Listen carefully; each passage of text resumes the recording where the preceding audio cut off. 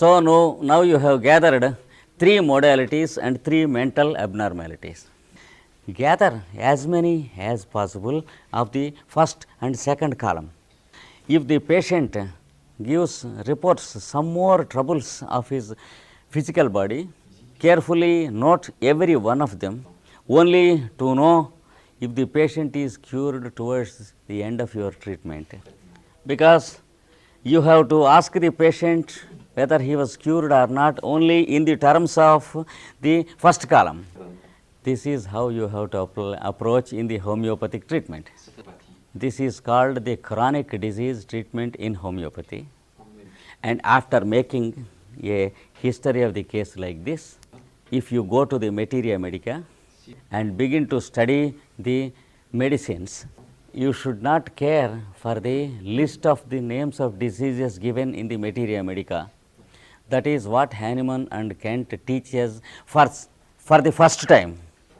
They give us special instructions to study the homeopathic Materia Medica, which has nothing to do with the Materia Medica of any other system.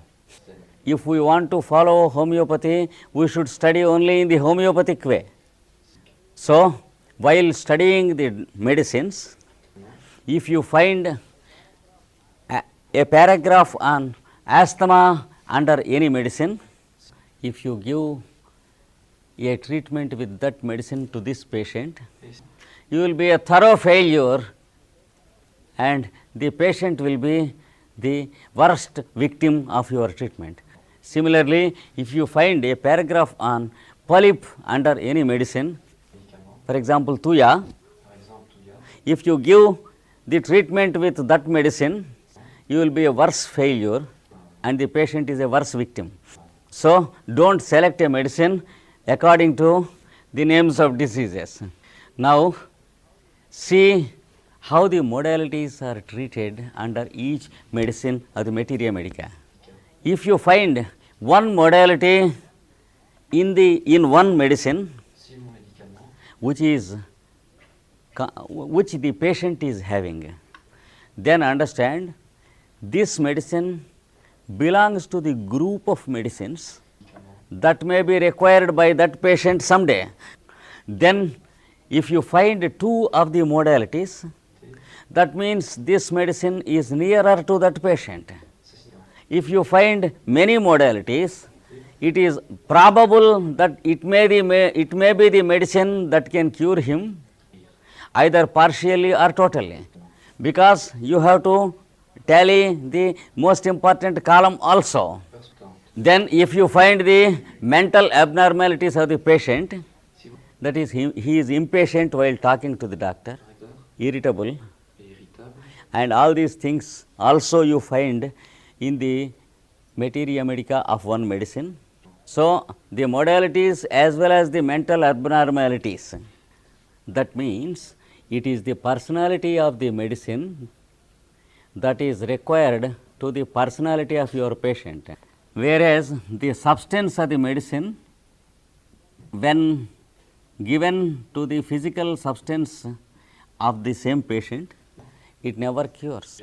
If sulfur ointment is applied for skin eruption, sulfur cures the skin eruption, but sulfur never cures the person. We applied sulfur for the eruption, not to the person. But in homeopathy, if you want to apply sulfur, you should find the personality of sulfur, which is indicated by the modalities and the mental abnormalities in the Materia Medica. And you should find your patient having the personality of sulfur and not the skin of sulfur, because you are no more permitted to treat for his skin. Then if you find sulfur personality and his personality similar, then you select sulfur for him according to the principles of dosage in homeopathy. You should not ask the fellow to eat 1 dose a day or 3 doses a day. Many times homeopathy medicines are required only once in a month or twice in a month or once in 3 months or once in 6 months. If you give one dose today, Most often the patient requires a second dose only after 1 month or 2 months or 3 months. That is how scientific and orthodox homeopathy goes. In the meanwhile, it begins to cure the patient first. That means the abnormalities of behavior get gradually rectified. After 3 or 4 months, you will find that the patient is not impatient with you, or he is not irritable with you, he is reasonable. If the child was a kleptomaniac, at the end of 1 year treatment, you will find that he is no more a kleptomaniac.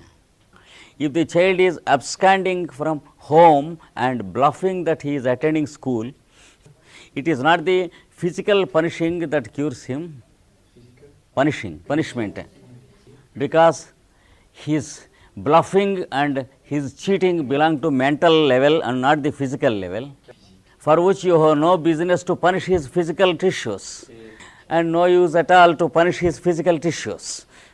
So, if you give the right medicine to him, the medicine first begins to rectify him mentally, and gradually it begins to rectify the so called diseases also, because it suits the modalities also.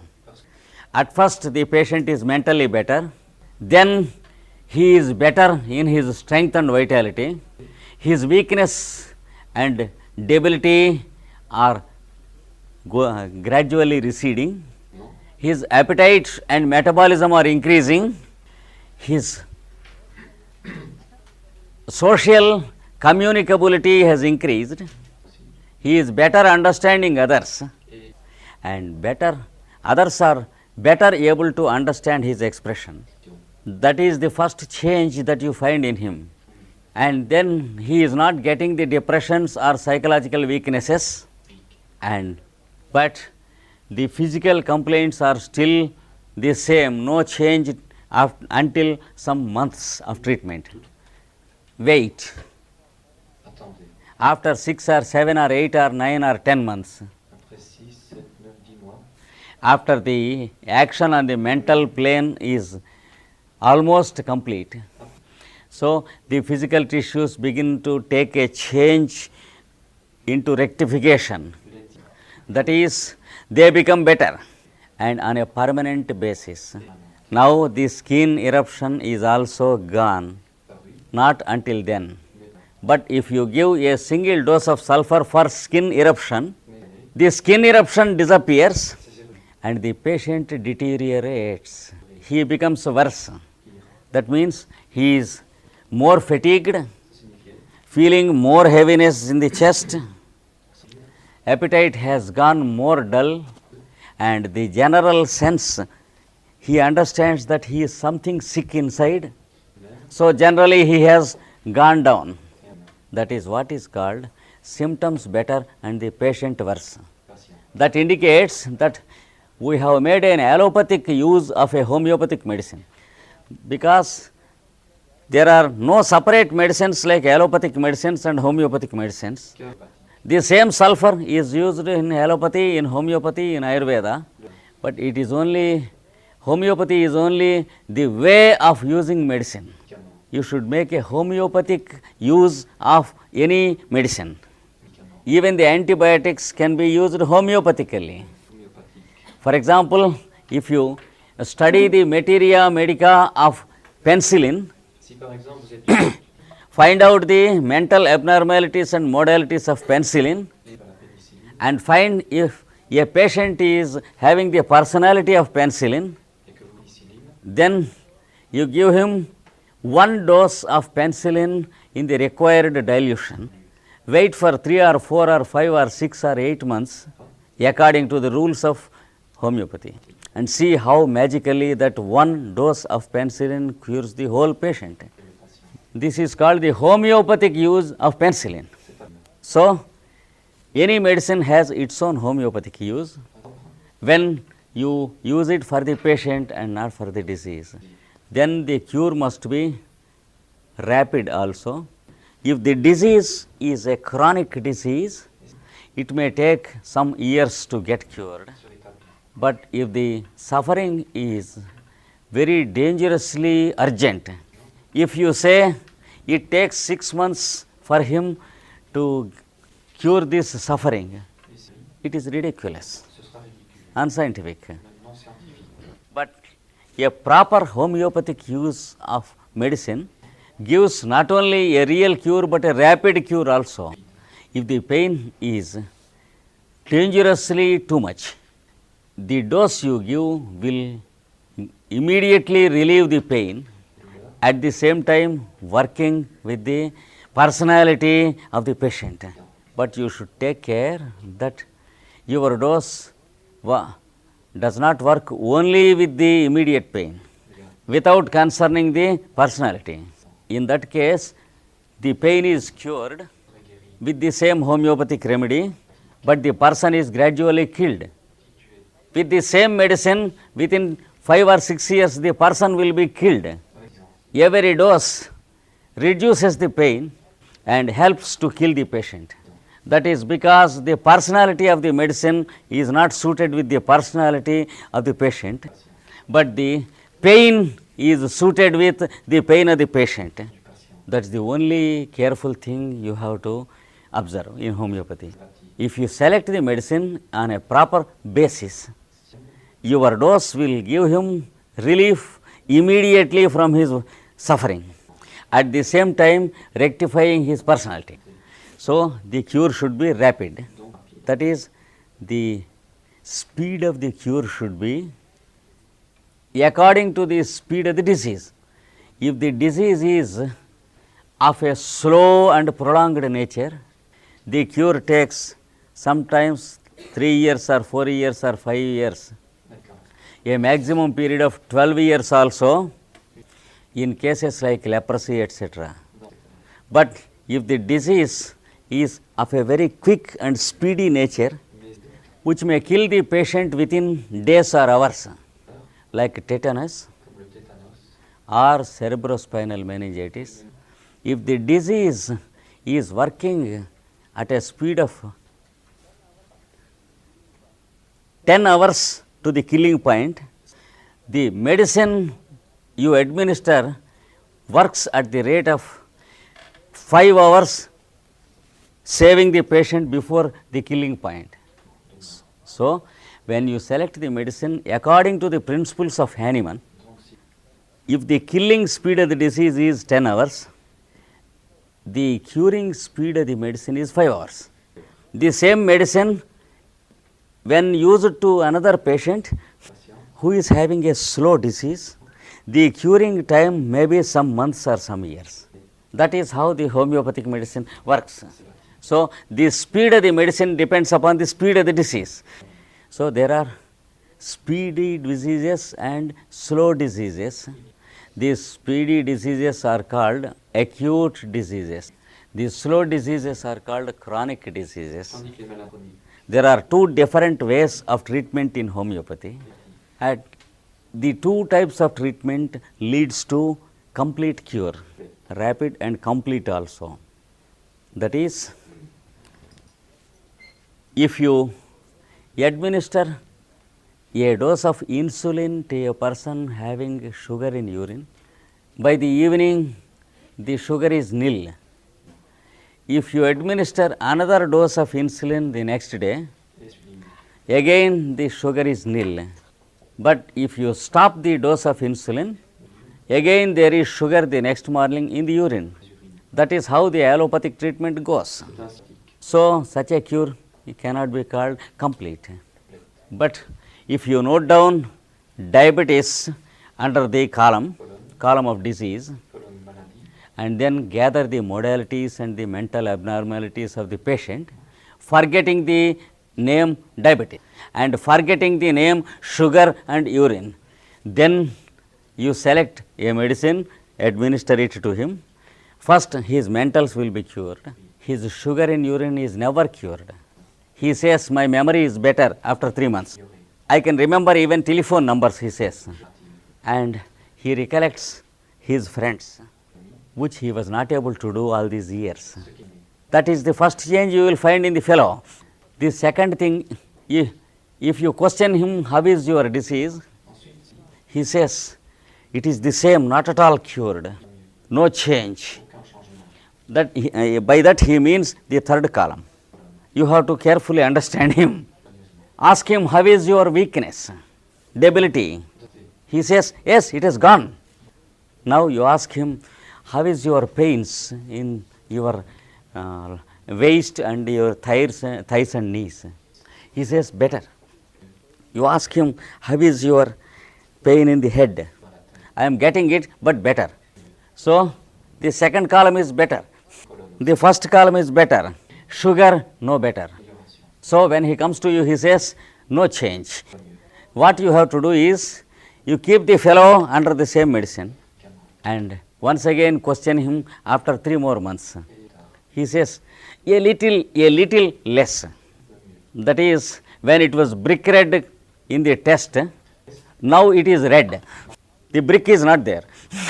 So after 4 more months, he says, there is good change. Now the test is yellow. So only after 1 year you find sugar nil in urine. But long before that, the first 2 columns are cured.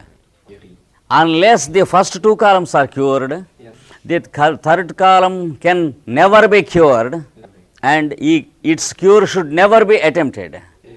Because every dose you administer to bring the sugar down in urine complicates his constitution. It brings down the sugar in urine and begins to increase the sugar in blood. After 10 or 15 years, you will find an incurable state. He says that there is some smarting pains under the feet, pin-pricking sensations.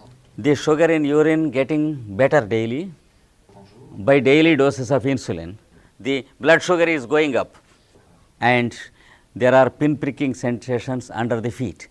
After 6 months, he says, I feel something wrong under my feet. I don't find that my foot is touching the shoe. That means one layer has lost its sensation. Next 6 months, one fine night, he finds burning sensation like fire in a particular spot under the foot.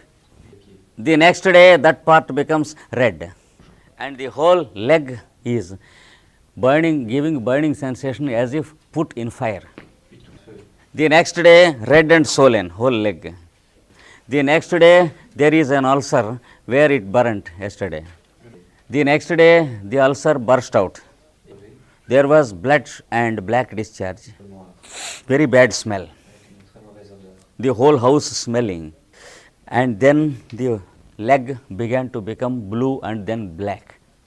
Then it is named authoritatively gangrene. So gangrene is only the last stage of the disease and it is not at all a separate disease. Now what to do? The advice is to amputate the leg. So the gangrene is above the amputation. Now second amputation. Then with the third amputation, the person is in the cemetery. That is the result of curing diabetes on the third column. So Hahnemann says, let the cure be rapid, complete and comfortable. Cure should be comfortable. How can a cure be comfortable? By avoiding surgical operations. Then when surgery is inevitable, what happens? Can you cure it with homeopathy? Doctors and patients ask you many times, can you cure surgical cases with homeopathy? Can you cure a tooth which has become hollow filled with homeopathy? Can you have homeopathic cement to fill? The answer is no. Let the fellow be removed to the surgeon.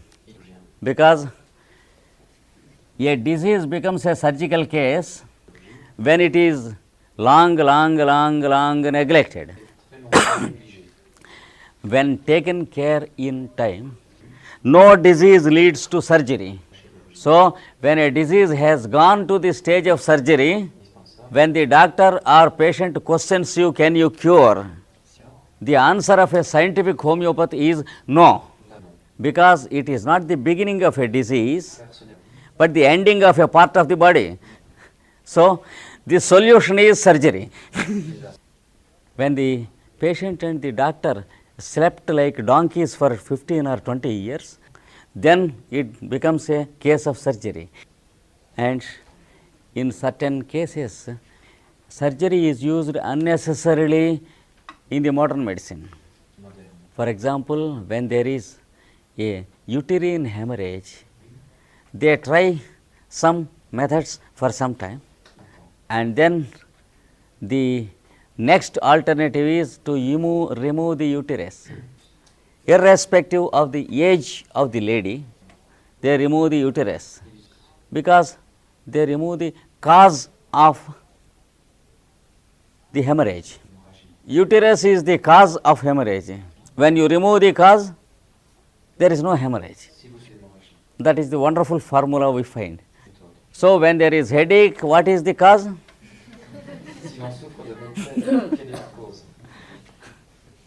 That is a wonderful system. But the materialistic medicine has a great fear and menace of what is called malignancy and cancer. So, in order to save the patient from malignancy, they will take away the uterus. In our tropical countries, we will have cobras around the houses. And in a village, a fellow suspected a cobra in the grass around a house. Then he asked his wife and children and grandchildren to come out of the house.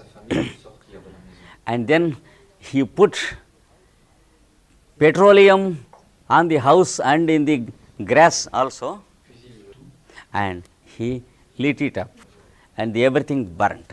He said, "We are sure that the snake is no more." So, no cancer or no malignancy because we have removed the uterus. So, for the sake of scorpion, a fellow has washed the whole house like that, like that. It is a peculiar way of treating. But had you the patience enough to select a medicine for the poor lady, recording her mentals and modalities, and keep that medicine separately in the name of that lady without administering it unnecessarily. But when the uterine hemorrhage occurred, give only one dose of that medicine. Wait for a maximum period of 3 days. You will yourself know the magic of it. There is no story of removing the uterus, and if you continue the same treatment whenever required, without any unnecessary medication, there is no story of malignancy or cancer at all in even a single case out of 100 cases. If a person is treated in homeopathy from the childhood, in the lines given by Hahnemann, there is no possibility of what we call the malignancy or cancer. 100 out of 100 cases will die a natural death at the end of this span without the name of cancer or gangrene or tuberculosis or fibrosis or bone necrosis or any one of the so-called big diseases. You can directly question, can you cure cancer with homeopathy? The answer is the same as with the surgical case and even worse, because cancer is a stage which occurs at the end of 20 or 30 or 40 years of getting a wrong treatment to the constitution, and the constitution going into an irreparable and incurable stage, a few years after which it is officially declared malignancy. At that stage, we have not much to do anything, except it is a good feast and festivity to the pharmacy fellows and the radiology department. So, the patient is not better, but the doctors are more healthy because their purses are full of vitamin M, that is money. But the poor fellow patient is speedy on the way to grave. So, no system of medicine except the materialistic medicine will give us false hopes about the cure of the so-called incurable disease. We have many cures of cancers totally cured in homeopathy also. In every clinic of mine in India, we have many cures on record, but they are not at all cures. The patient may think that they are cures, and the relatives of the patients may rejoice that they are cured. And sometimes the mischievous doctor may boast that he has cured cancers, but he is not at all a gentleman who boasts that one has cured cancer, because it is only a successful postponement of the whole situation. You can postpone for many years. The most successful and the maximum postponement I know in my clinics is 7 years. 7 years the patient sincerely believed that she was completely free from cancer, because physically or mentally she was perfect, and we know that it was not a cure. So, we were warning her children to see that things are done before she passed away. So, she could complete the marriages and other obligations before she died, but she died of the same disease. It is called, wrongly called, a relapse. Relapse. But it is not a relapse, but the cure was a postponement and not a cure. That is what happens in 100% of the cases. That is what happens in 100% of the cases. But that much comfort also is not possible when treated with allopathy. Allopathy leaves the cancer patient in the last days miserable and helpless, whereas in homeopathy he will be most comfortable till the last moment before death. So, wherever there is a cure possible, the cure will be rapid, complete and comfortable. Wherever a cure is not possible, the most comfortable condition is provided for the patient. This is about the treatment of homeopathy in short. And the concept of disease in homeopathy is quite different from the concept of disease in the materialistic medicine, that we can deal sometime a bit leisurely, because a proper understanding of disease and diagnosis according to homeopathy requires a minimum of 6 or